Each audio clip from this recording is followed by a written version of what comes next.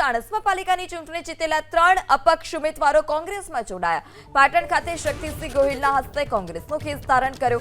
અપક્ષ તરીકે ચૂંટણી જીત્યા હતા અને કોંગ્રેસમાં જોડાનારા પરશુત્તમ પટેલનો પણ સમાવેશ છે। પરશુત્તમ પટેલ ચાણસ્મા શહેર ભાજપ પ્રમુખ રહી ચૂક્યા છે। ભાજપ સામે બળવો કરી અપક્ષ ઉમેદવારી કરતા ભાજપમાંથી સસ્પેન્ડ કરાયા હતા। ચાણસ્મા પાલિકામાં 15 બેઠક સાથે ભાજપ બહુમતીમાં, કોંગ્રેસમાંથી 5 ઉમેદવાર છૂટ્યા, 3 ઉમેદવાર જોડાતા હવે 8 બેઠક થઈ। તો ભાજપ સામે બળવો કરી અપક્ષ ઉમેદવારી તેઓએ કરી હતી અને જેને લઈ પાર્ટી તરફથી તેઓને સસ્પેન્ડ કરવામાં આવ્યા હતા।